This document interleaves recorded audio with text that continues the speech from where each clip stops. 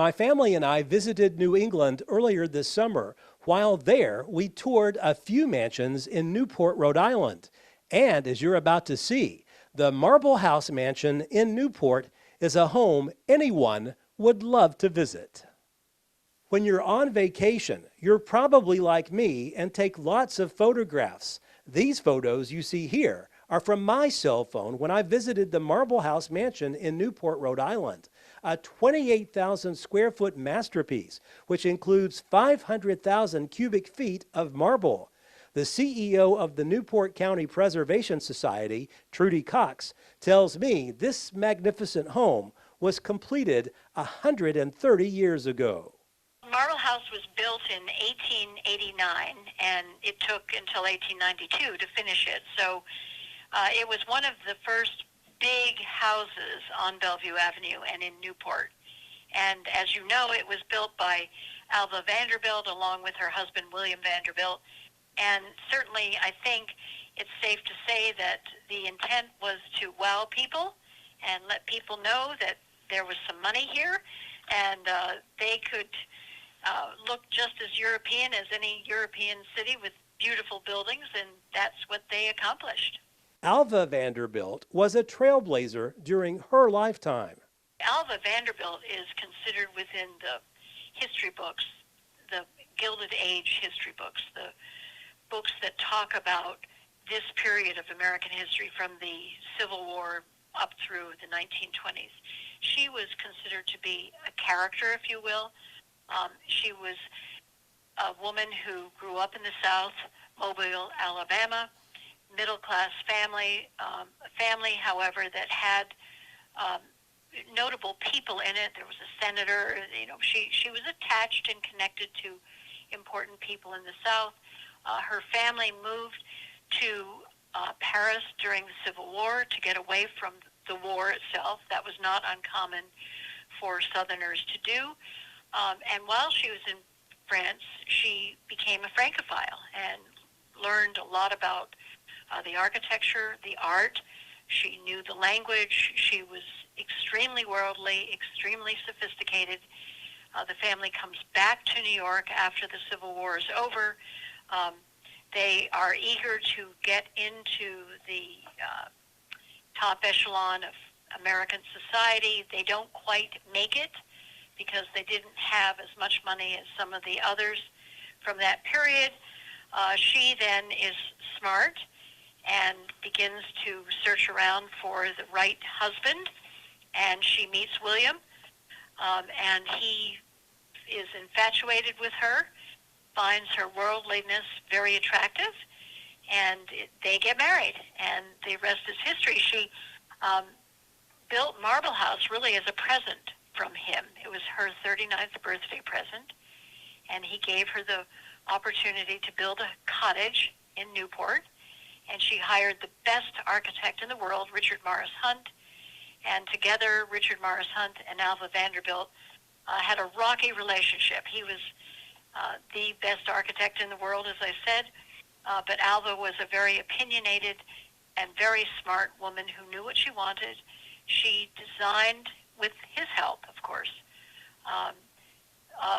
Marble House to look a little bit like the Petit Trianon at Versailles, and I think she pulled it off, and it had a lot of modern conveniences like electricity, which in 1892 was pretty impressive. So the housewarming party, which was held in the summer of 1892, the New York Times wrote an article saying that it glimmered and glowed, that there had never been seen so many lights on a building as there was that night.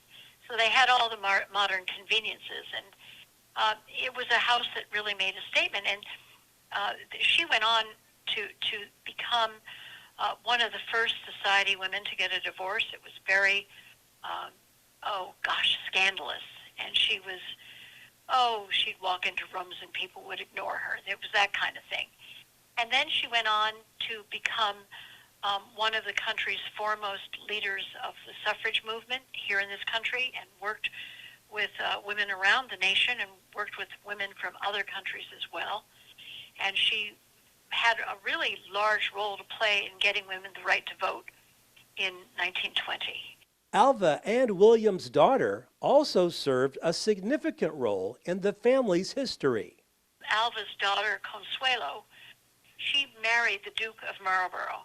And anyone who's been to England knows that the Duke of Marlborough, that family owns Blenheim Palace, which is a huge, huge mansion. And he, the Duke of Marlborough, asked Consuelo, the daughter of Alva, to marry him in Marble House. In fact, right there on the first floor of Marble House. Now, neither Consuelo, the daughter of Alva, nor the Duke of Marlborough were terribly interested in each other. Consuelo was, for all intents and purposes, the typical, American princess. She could bring to the table a lot of money, and there was a lot of money needed for the restoration of Blenheim Palace. She, in return, would receive the title of Duchess, which was not bad. That would notch up the reputation of the Vanderbilt family into the world of nobility, which is what Alva wanted for her daughter. And so a lot of things got accomplished in that marriage. But it wasn't a great marriage at all. And they too went on to get a divorce. And Consuelo ended up marrying somebody else, and the Duke of Marlborough did as well. But their marriage lasted for almost 20 years, I think. Okay. And they had children, and the children, went on. And there's some wonderful stories of Consuelo, the daughter of Alva, doing her duties as a duchess and doing them and performing them incredibly well. Today, the Marble House is as popular as ever. It is an over-the-top house, but by all standards, and you see a lot of gilding, and you see a lot of marble, and you see Alva's bedroom, which is that wonderful lavender, that beautiful, beautiful color, the silk wall coverings, and the dining room, which has in the corners, incredible sculpted boar and deer and venison and grapes and fruits, and a dining room which would be surrounded by all of that. It's a beautiful house once you are able to take in the outlandishness of it, because it really is over the top. It's a house that I think you would agree, Barry, you cannot forget. I mean, it's just so out there that it makes an impression. And can you imagine back in 1892 walking into the house the first time? And, I remember the first time I walked into it. It just takes your breath away, because most people don't go into houses like that. Officials recently spent more than $2 million on a new roof. Maintaining an historic home this large can be expensive. Still, Cox says it's well worth it moving forward.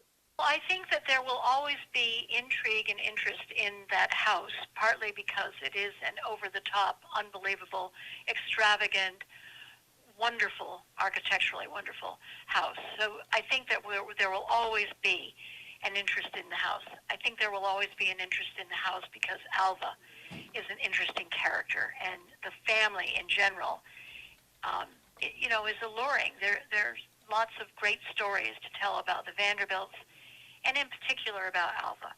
And then from a restoration preservation perspective, we just, to the tune of close to $2.5 million, put a new roof on Marble House. If all goes well, that should last for many decades to come. We're restoring and repairing every single window in the house. So if you own a house, Barry, you know that you got to take care of the windows, because water coming in is not good. Mm-hmm. We've invested a lot of money into the care of that building, the maintenance of the building. We absolutely recognize that it's a very valuable asset, not just to the Preservation Society, but just to history itself. If you decide to visit Newport, the Marble House is a must-see.